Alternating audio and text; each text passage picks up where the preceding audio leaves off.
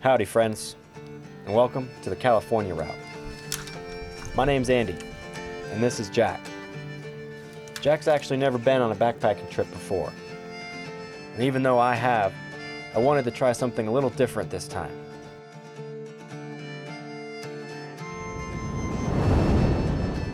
On this trip, we left trails and guidebooks behind, and set out to find our own path from North America's lowest point to the Pacific Ocean. On the way, we'd pass through some of California's most incredible landscapes. We really had only one goal: to reach the coast. How long it took or how we got there didn't really matter. For the next month, we'd follow the sun, the moon, and the stars to the west, until there's no more west to go.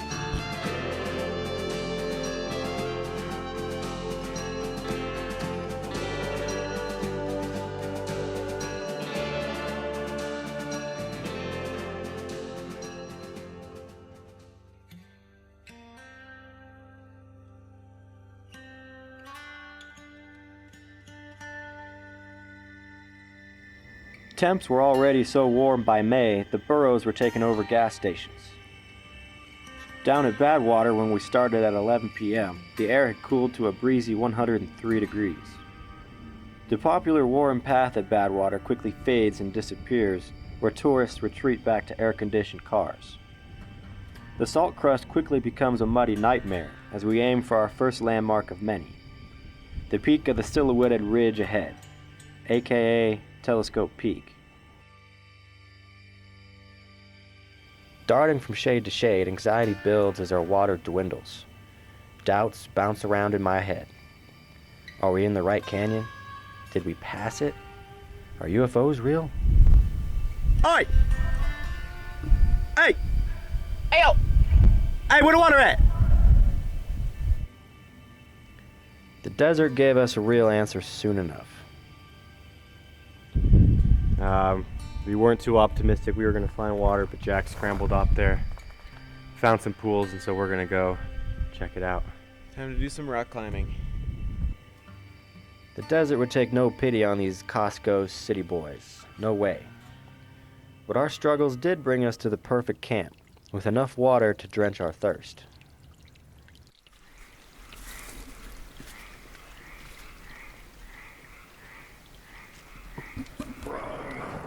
Plus, we had the company of frogs all night long.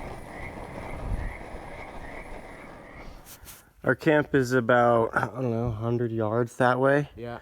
Took us about 15 or 20 minutes getting strangled by grapevines to get over here. If we were going that pace to the coast, it would take us years.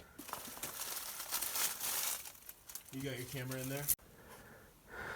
We've been stymied. Oh, whoops. Whoops. Okay. Luckily, the canyon provided a way around.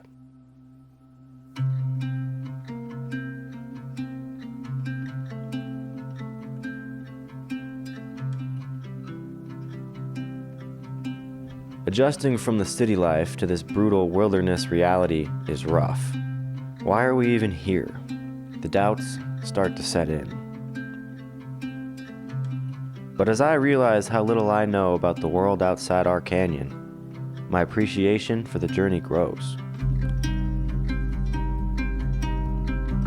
The landscape is defined by extremes, where average is the most unlikely occurrence. Without trails, I feel more like a resident than a visitor. This canyon leads us straight to the peak, where another canyon leads us straight down to the valley, then a town, a wash, and so on, such that we can navigate the land using the land itself. No maps needed. It's sad looking up at these trees, giant trees. The whole stand is dead. It looks to be from some sort of disease, drought.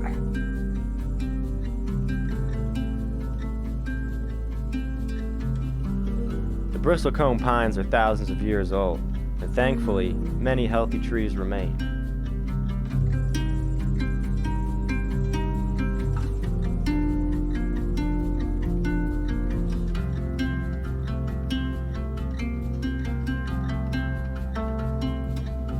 Starting below sea level, the summit of 11,043 feet is deceivingly 11,325 feet from the valley floor. The crest offered a new refreshing view of more desert pain for later. We were trying to get here by sunset, but that wouldn't happen.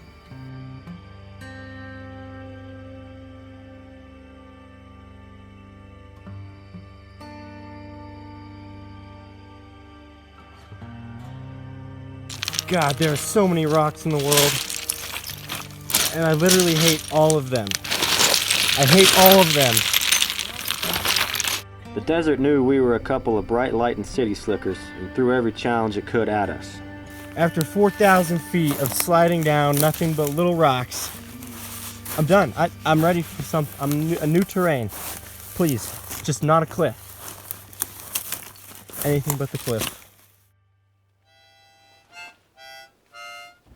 Daylight revealed our camp was just steps from town. Well, a ghost town.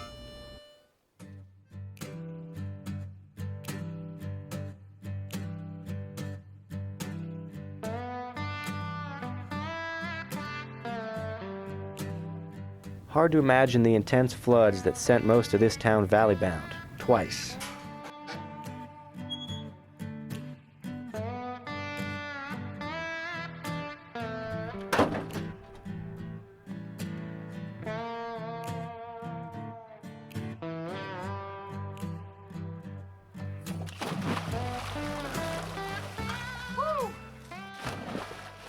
We take the day to frolic in the desert's abundance.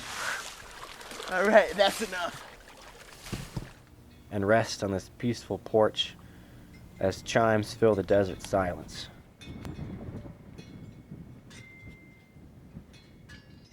Eventually, we found a desert ghost town artifact even more rare and prized than water.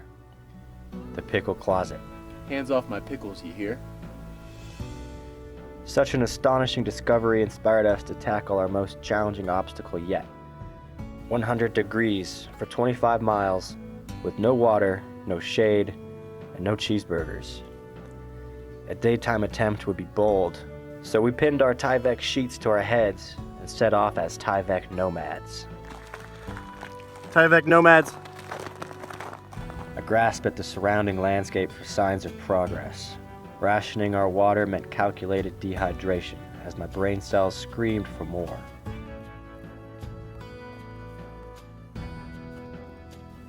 The only shade here was where we made it, and this tarp would not be seen again until the coastal range.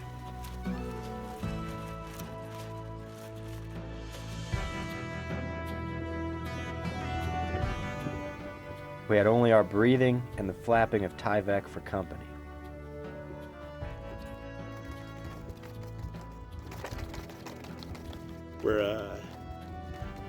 Cheeseburgers and friendly people greeted us in Panamint.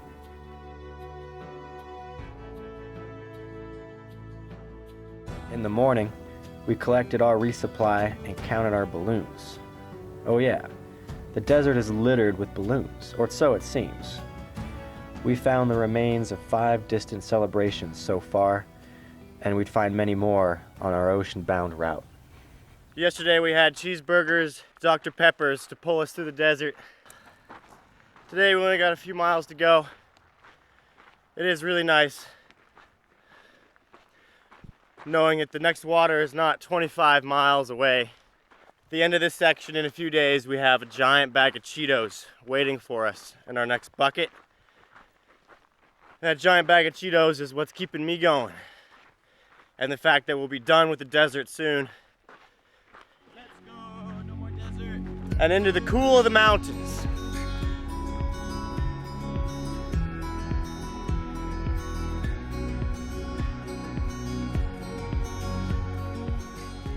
The landscape flipped into Oasis once again, and we took the whole day to enjoy it.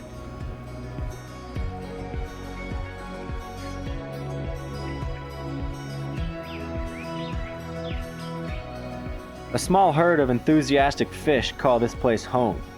I find them comforting, and we were now only the second most out-of-place creatures here.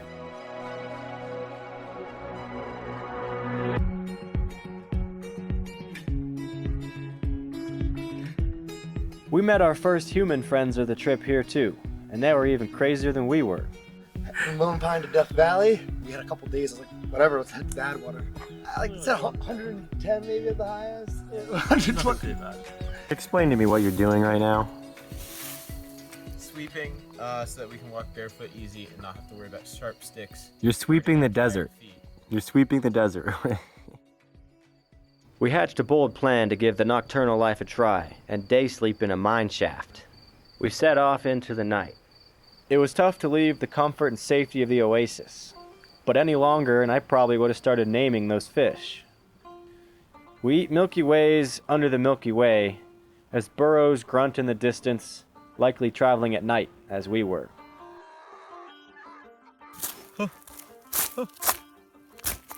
Water! Digging out our water cache, we scrambled to search for an area marked on an old topo map simply as prospects. Good morning, y'all. Taking a little break from our trip here to do some prospecting. Not looking for gold or silver, anything like that. We're just looking for shelter. This whole area is in a beautiful neighborhood. They say the schools are good, and we got good financing options. Let's see what Jack found.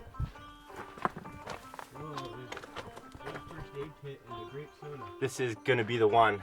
You know, you just get that feeling. I just found this in here. This is home. First aid kit? I think so. What the heck? Now we had adapted, as other desert creatures have, to be nocturnal. Except that we were not other creatures, and had not really adapted. And if provided Tyvek suits, I'm sure the burros would wander through the midday heat too.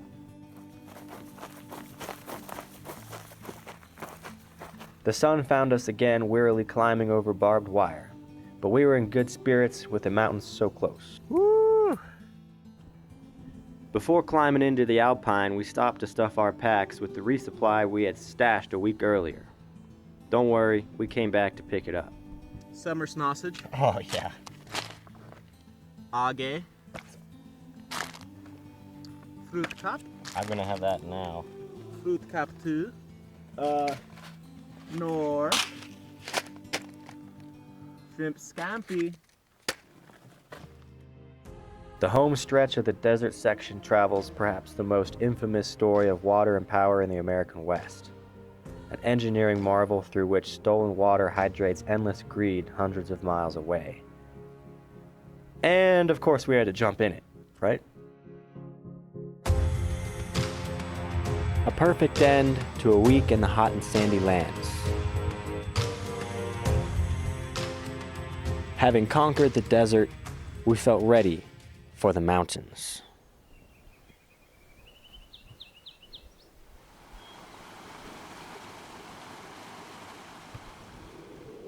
Fighter jets shot by overhead as if to celebrate our arrival. Goodbye, desert. You will not be missed. Those little goldfish, though, in that pond, they'll be missed. I was waiting in the undertow, set adrift with featherweight like bows, unaware of where my heart would flow. I was waiting in the undertow, can't touch the bottom. A 10,000-foot climb was nothing new to us now, and we powered up Mount Langley with the help of unpowdered milk and futuristic shades. It's just me, my milk bottle, and my frog togs up here. I have milk too. Cool sunglass vibe. We are at the top of the route, the top of Mount Langley. There's Mount Whitney. Honestly, not that impressive. Only a couple hundred feet higher, that's it, right? Whitney, old news. The future is now. Future is Langley. We hightailed it down to the lower slopes as soon as possible to avoid catching high-altitude sickness.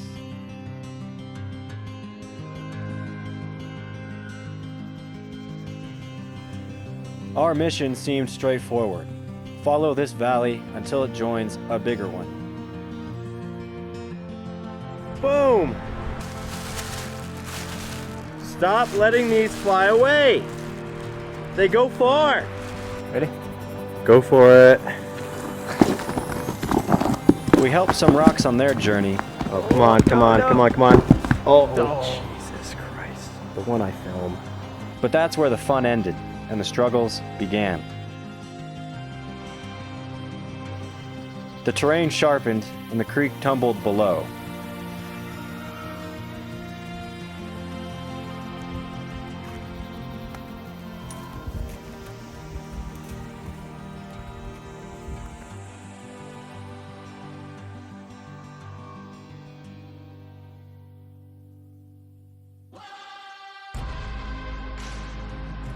Our descent was a process of denial and error. No sooner than our fourth gully attempt did we successfully pass through the cliffs.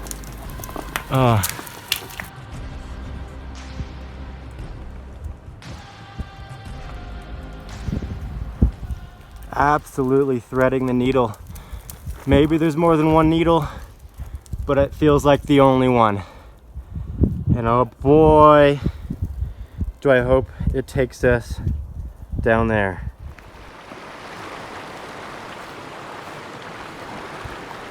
Looking back at our route down, I don't know how we found our way through there.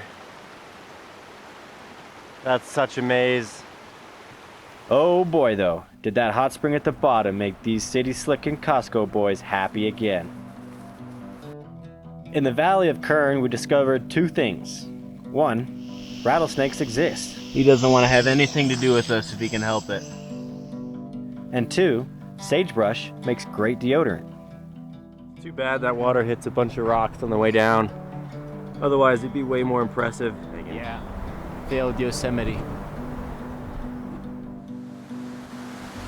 The mountains, after watching us suffer through the desert, wanted its own turn.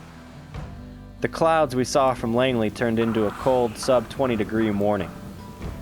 We defeated the cold with warm campfire vibes.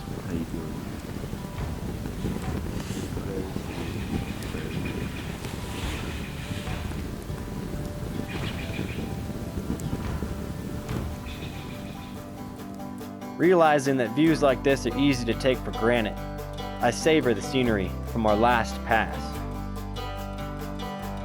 Descending, we discover the mountains wanted to play a little game with us called, "Hey, where'd the creek go?"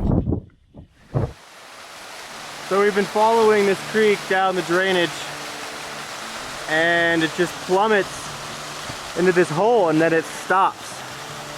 There's no creek here. It goes in here. So the only logical thing left to do is to go down there and see what's down there.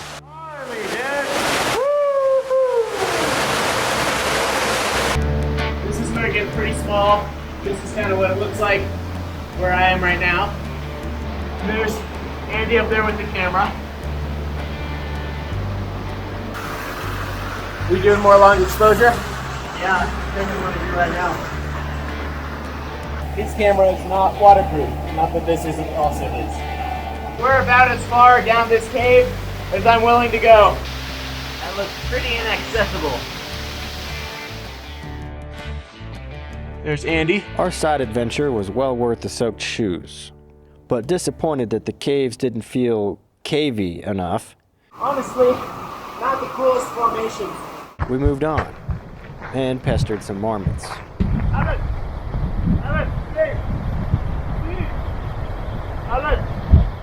Picking our way down the valley, we discover something strange. Okay, so I know we've been out of civilization for a little while, but is there like a new trend where people just wrap all or part of their cars in tarps, or is it a local thing? It's coronavirus 2, and it infects cars, and these are their masks. This is what we get for coming back into civilization. How long were we gone? It's only Years. been like 2 weeks. 2 years? Well, we were in that cave for a while. Things change fast on the surface world. With no one around, we pound down the best trail yet in search of answers. I'm not going to stop it there. So we've done some critical thinking, and Our conclusion is that this is for marmots. They'll get in under your car and they'll eat the hoses and the wires, and it's really bad. So if you want to like the marmots, you want to think they're cool and fun, but they're just fat and they eat your car.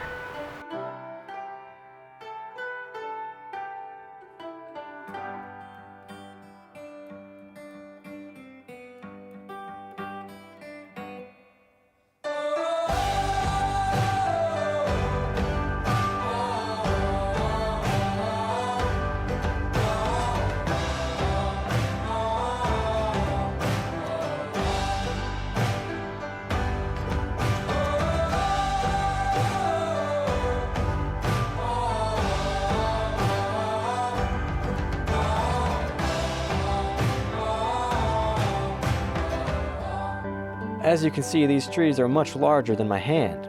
I really don't know what I was doing there. These two trees, although not the largest, were our favorites.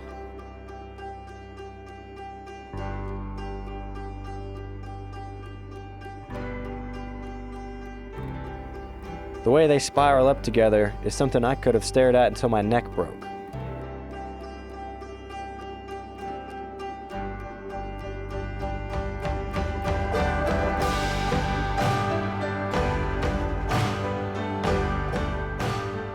The Thick Boy Award, though, belongs to this dude, 22 feet across.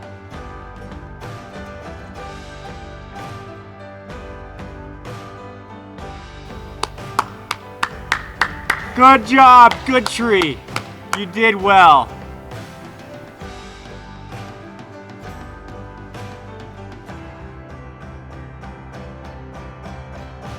Silent giants. These trees, they radiate comfort, safety, wisdom, and calm.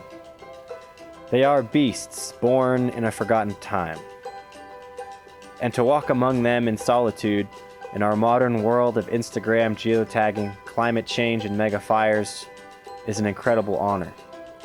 Much of this forest was recently tested by flames, but the trees continue to thrive.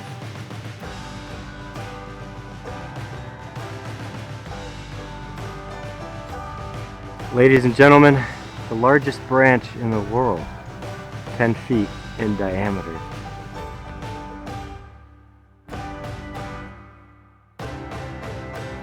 We camp within a cathedral built of time and perseverance. A delicate stream hydrates a narrow strip of life as warm insects glow in a beam of evening light. Yeah, I could stay here longer. Jack remembers to save his utensils about once in a blue spoon. Jack can be seen here whittling his, I don't know, third, fourth pair of chopsticks, which he started making after he broke and lost his fast food disposable utensils. Every day, it seems every day or almost every meal, he's making a new set of utensils, and chopsticks have been the go-to. But he says these will be the last ones. He's going to hold on to this pair, provided I don't set them down after the meal on the floor where they become sticks once again.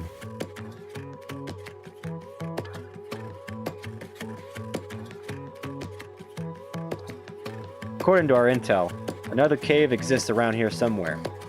But after 3 hours of searching, all we found was this poor, sick-looking bear. With nothing we could do for it, we moved on, feeling grateful for our own good health. Finally, we escaped the land of ash and ended up on this ancient water slide thing. Brilliantly constructed by the marmots, it was their version of the Hyperloop. I hope to see such innovative public transportation someday. We have to make a slight detour for a mission that we have adopted on this trip of picking up these foil balloons. We picked up 11 today, so number 11 today, so that's 12 and 13. No, I think we went to 10, didn't we? Or was that 11? No, we had 11 in on the road. Yeah. 13, lucky number 13. What are you looking for? Pants. Why? My pants have holes. People throw all kinds of cool stuff out of car windows. Like these slick tinted glasses, which I was told were women's. 150 miles later. Locals from town gave us 2 bits of advice. 1, don't drink the tap water, which we promptly ignored. What it comes to in the city life, city backpacking, urban backpacking. And 2, be ready for the coming heat wave, which, of course, we took very seriously. The wise sage cow told us the stakes were high, and so we made a bold plan to clear the lowland miles before the worst of the heat. A plan that would have us learning lessons later on. But first I had to catch a fish. And surprisingly, this little bottle rig, can't go wrong. Can't lose. You're gonna catch a fish, it's guaranteed. Managed to haul in nothing.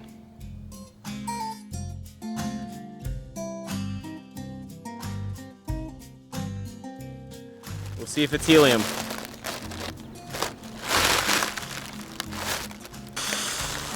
Miss Mary Mac, just normal air. That's kind of gross that I breathed it. The mountains offered relief from the desert, but with steep cliffs, rattlesnakes, and cold weather, it was no peach and cake. Stretching before us now lay an entirely new landscape, packed full of agricultural shenanigans. The mighty Central Valley.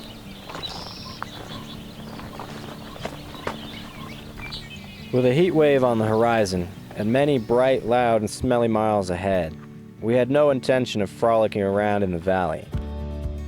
Our seasoned legs were ready to carry us through the longest days of our trip, averaging over 30 miles. The trip begins to take on new meaning. Rivers became canals, forests became orchards, and hikers became farmers. After 20 miles and a sleepless night, we decided what we really needed to do was get a pair of kazoos. Oh, how long are you open until?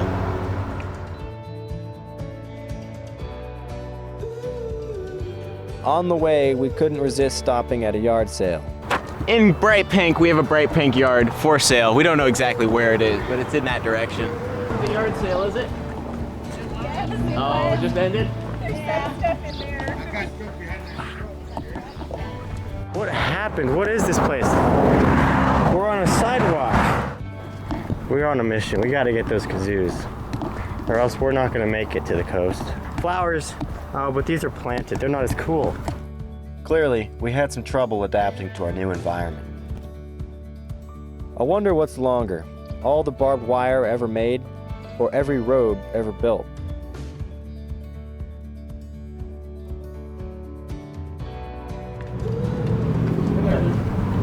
We called about the kazoos earlier. They're Horner. Which color works best? All right, cool. Yeah, I'll get purple. From here to the coast, we would embrace permanent shorts mode. You won't remember them after a few days. We'll move on.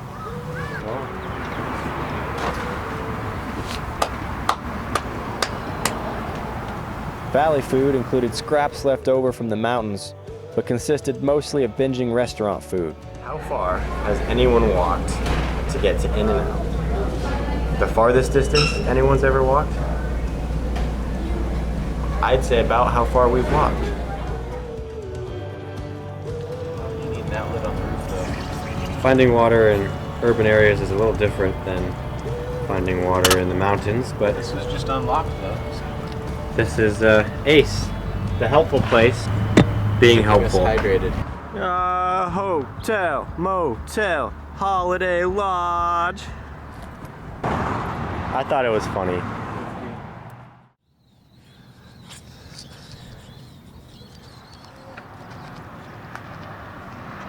Not a fan. You look really scary. Ugh, dang, even the marmots were friendlier. Do I look scary? I'm not scary. Yeah, we are. At this moment, my fuel can decided to quit on me. But that didn't stop my pasta quest. So the smoke from this thing smells absolutely terrible. I'm just burning sticks from around the park. And really glad nobody else is here on this lovely Sunday morning. to witness this. Hopefully nobody smells the smoke. We're gonna have pasta breakfast in no time here. Can't stop us. The big footwear corporations hate this one trick that makes your shoes feel just like new again. Results may vary. Eager to practice our new instruments, we serenade some cows. We're gonna lead you to freedom! To freedom!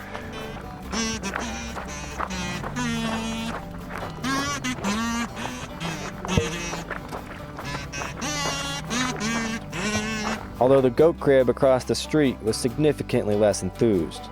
I don't think they're fans. They're too smart. And there you have it, folks. Cows are more patriotic than goats. Turns out the only crop ready for harvest was not a crop at all, but a solitary mulberry bush, completely unappreciated and begging for attention. Good for the immune system.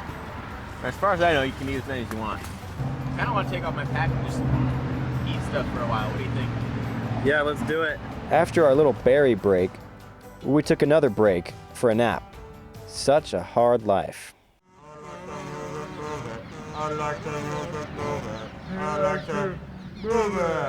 Passing under highways reminds us of real-world speed. Those poor folks, how far they go and how little they see. Soon, we find a place where the world may someday move much faster. Construction of California's high-speed rail, which Jack was a huge fan of. Something destined for failure.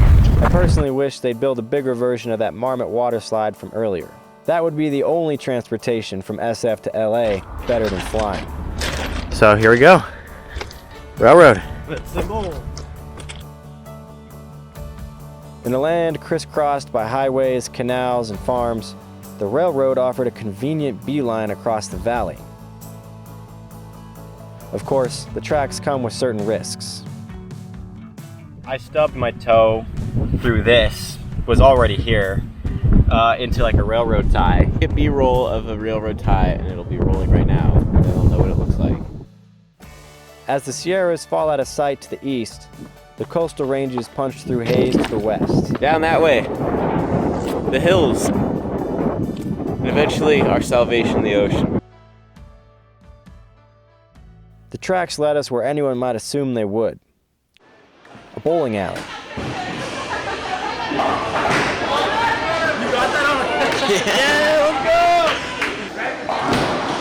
Family next to us had actually seen us walking. Yeah. Where did you guys see us?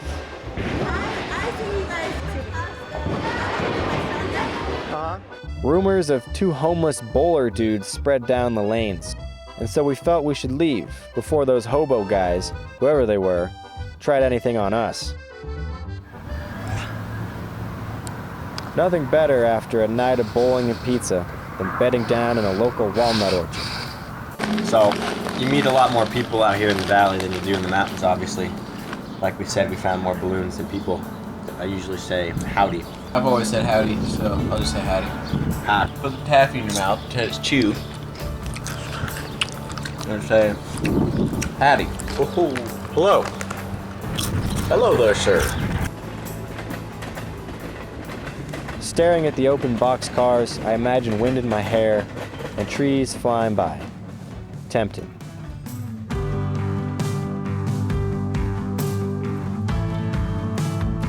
We caught up with the train later.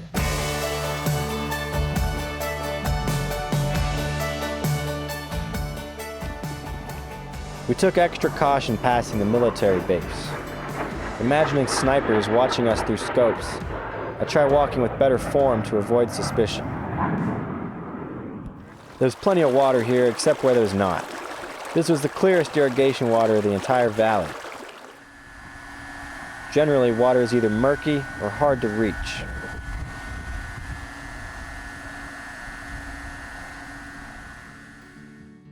Look at this.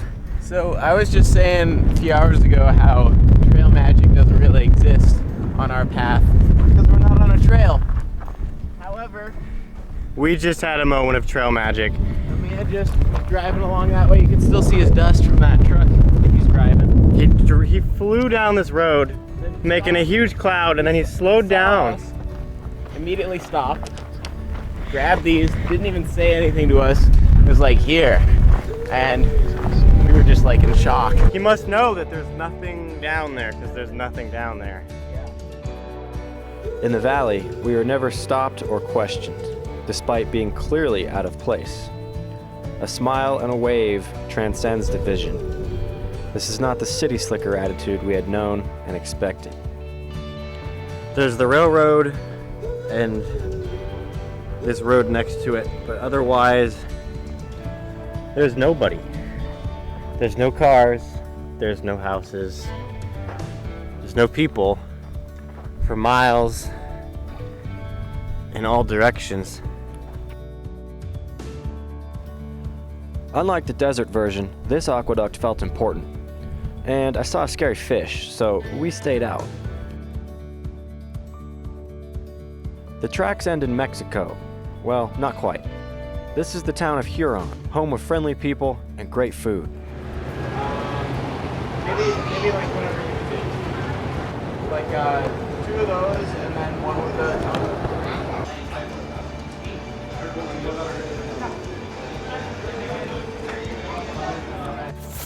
We were rudely awoken by the sudden sound of rushing water and misty haze around our sleeping bags. 2 40-foot jets crept steadily toward us like action movie laser beams as we frantically threw everything out of harm's way. Feel this turf, we'll be okay over here. We do like some crazy stuff like fire or something. Ooh, like fireworks. Yeah, but like what you guys doing, it's like really crazy. It'll be especially like right now. It's like right now it's 10 p.m. It's so hot. So like I don't know how you guys like keep walking. Like right now I can help you with the charger and all that. Many people saw my camera and asked for social media. Boy, will they be disappointed. Flash floods are very dangerous. Warning sirens are going off. Massive wall of water making its way down this wash. Warriors in 5. We decided if I could dunk on this hoop, we could get a Coalinga hotel room. Easy money. Honestly though, our clothes needed a break even more than we did. Very nice. Fruit. Air conditioning and a little bit of sock maintenance. Let's see how not very clean this is.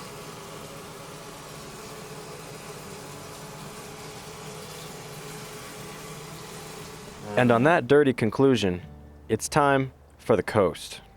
With our next resupply still 30 miles away, we went shopping for some essentials. What do backpackers eat? Well, donuts, Kit Kat. Yeah, we got Reese's. Basically healthy stuff. We had crossed the valley in haste to escape the heat wave, only to learn that an even bigger heat wave would arrive later. A certified bruh moment. After 300 miles, our biggest obstacles lay behind us, and we were ready for anything. We had truly entered carefree nomad mode, and blissfully strolled our way through the land of golden oak-covered hills. With all the drought, springs in these hills were about as reliable as a southwest flight during a winter storm.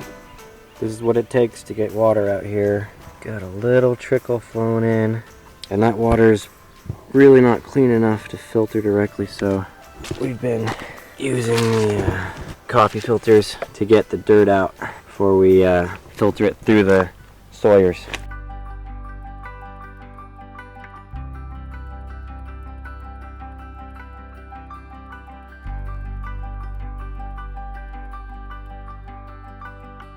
Finding some wild boar, I practiced my impression.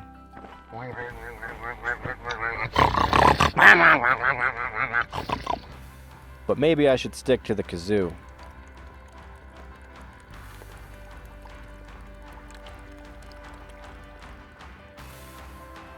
Today is a special day. We're going mostly downhill to our last resupply bucket. That far ridgeline is the last ridgeline before the ocean.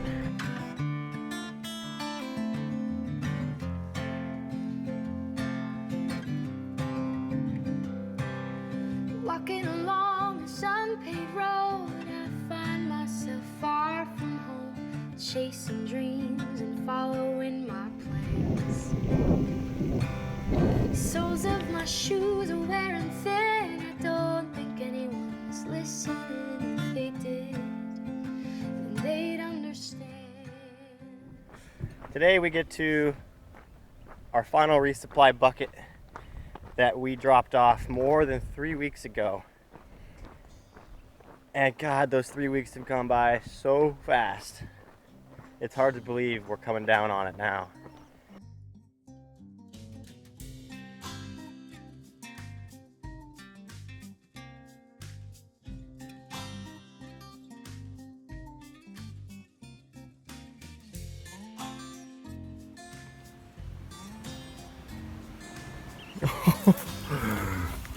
Oh, yes! Here at the Salinas, ushering in the 106-degree day tomorrow, our hottest day of the trip. I want to find my other blue sock. Where is it? Did you Can't hide it? You can't find your blue sock? No, where is it? It's right there. Where? I already have one. It's not that one. I'm looking for the other one. Last night we heard some scuttling around under our hammocks, and so I figured it might have been stolen. Lo and behold, we look up the hill, and there is my blue sock. It was dragged up there to this pile of junk. Oh my God. Now, I knew Callie had a crime problem, but I didn't know how involved the rodents had become. And now that even the rats wanted nothing to do with our socks, the ocean really couldn't come soon enough. Posted up behind a gas station. It's supposed to be 106 today. So we hiked a lot last night and this morning. And we're just waiting. I ate a whole tub of ice cream and we're just chilling until the heat goes away.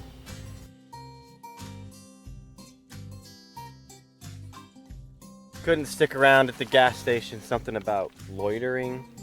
Big words. But we kept walking a little bit. It is the peak heat of the day. It is over 100 degrees. Don't underestimate today. Could easily still get hotter. It'll still get hotter, yeah. Whew. So we found this little shady patch, a hammock around in there, and wait a little bit longer. It's just crazy.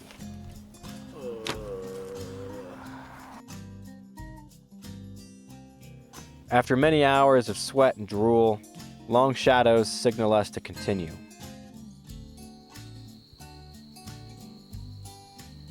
The U.S. Postal Service had generously constructed several offices right along our route. And they were 2 for 2 on water reliability. The military fort is very much an active base. And so to camp without permission somewhere within would certainly be a risky move. So it's good we definitely did not sneak over a fence between Humvee patrols to set up hammocks in a tree. Number 15! Burger King foot lettuce. I didn't think we'd see another one. Go, go, go, go, go. Number 15. Nope. Just That's so stupid. dirty air. Oh, man.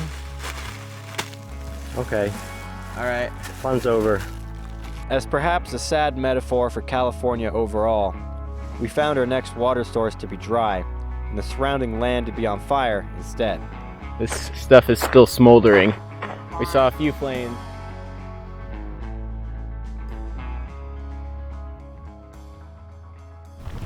So I just found on the side of the road something that every backpacker should wear at all times.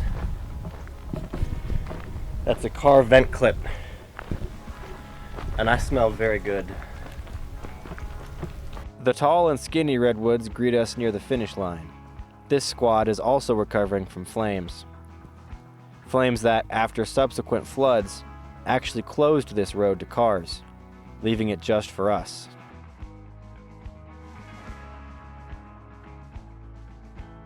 Unlike my ice cream from earlier, these last miles would be savored. Last time you saw this, tarp was in the desert. This time, it was keeping the mosquitoes away. I lost this audio, so I'll just tell you what happened. The only animal life to be found here is the most insidious fly creature ever created. Thoroughbred from decades of escaping human hands, these flies are untouchable, like Jedi Yodas or something. I can almost hear them laugh every time I slap myself and miss. You try to breathe through your nose, and the bugs get in your nostrils, so you go to your mouth, and then you swallow more bugs.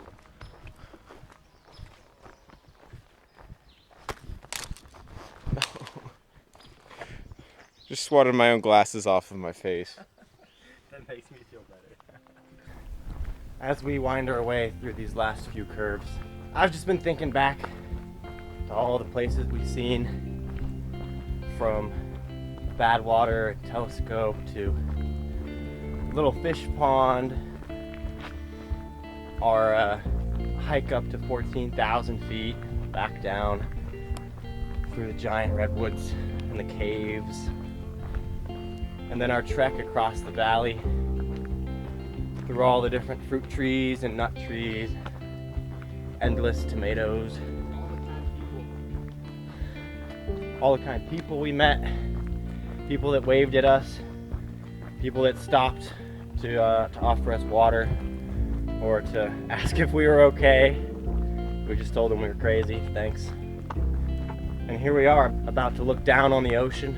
We might miss it That was a struggle. for maybe 2 minutes when we're done, but after that, we'll just remember all of the horrible things, and we'll be so glad we'll be in a car, looking at things moving so quickly.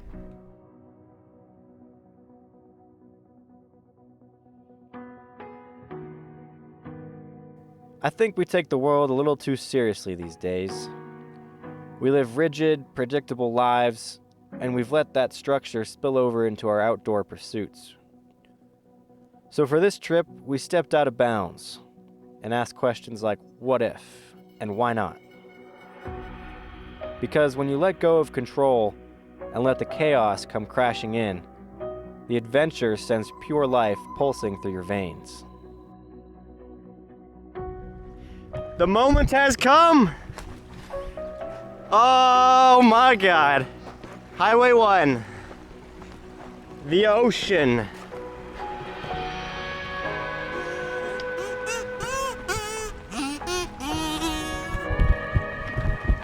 These two idiots right here. We made it. Yeah. We made it all the way Death Valley to the ocean. People drove here. That's funny. The final steps. Oh my God, I see waves. Oh, what a great sound. What a great smell. The coolest air we've had in weeks.